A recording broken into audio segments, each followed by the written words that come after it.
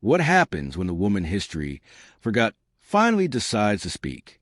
And what if her version of the story changes everything you thought you knew about one of country music's greatest legends?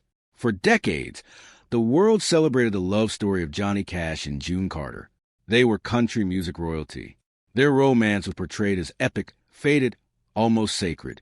But before June, there was another woman, a young girl from Texas who fell in love with a shy Air Force recruit at a roller skating rink.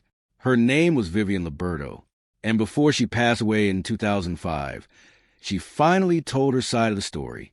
The real story begins on July 18, 1951, in San Antonio, Texas.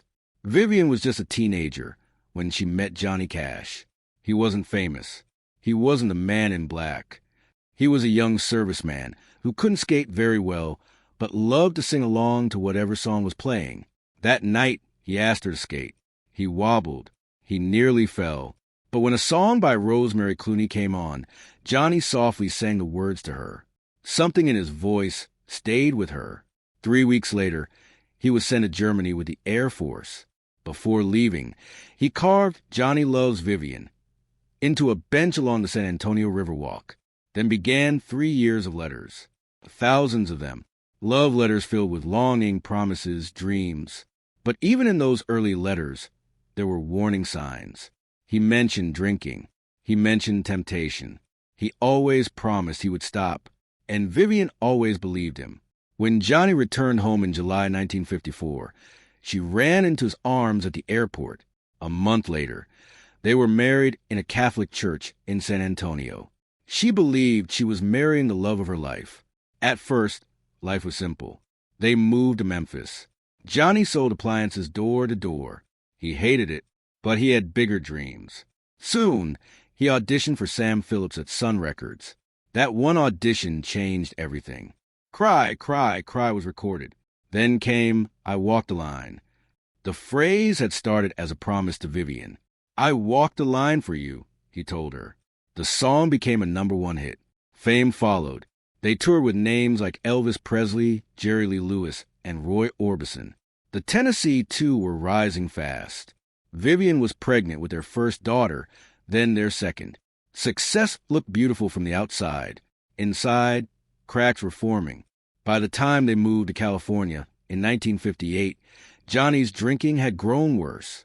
Then came the pills, stimulants to stay awake on tour, sedatives to come down. He had once written in letters that such things would destroy lives. Now he was using them. Vivian stayed home raising 4 daughters. She kept the house together. She hid her worry from the children. She rarely complained. But the man she had married was changing. Neighbors later recalled loud music at odd hours. There were fishing trips that turned into drinking binges. In 1965, Johnny accidentally started a forest fire in California after his truck's exhaust ignited dry grass. It cost tens of thousands of dollars. But the money wasn't the real damage. The real damage was happening at home. And then, in 1958, Vivian met June Carter. At first, it was just another performer in the touring circle. But Vivian later wrote that she felt something immediately, a sense of danger she couldn't explain. Over time, Johnny grew distant.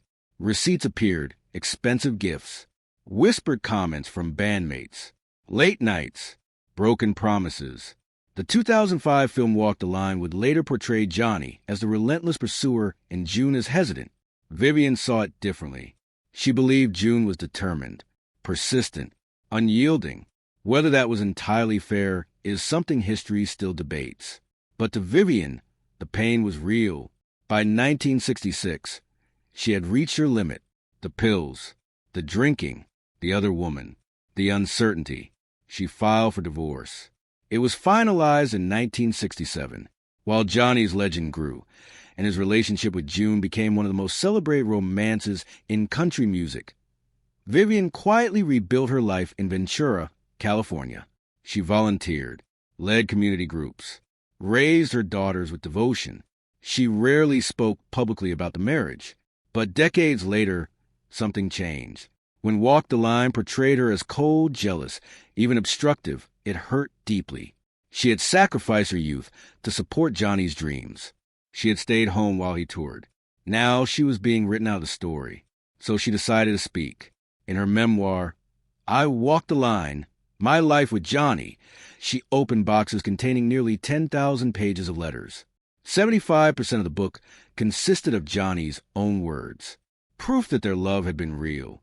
She wrote about the drugs, about feeling replaced, about the humiliation of being erased from history. But she also wrote about forgiveness.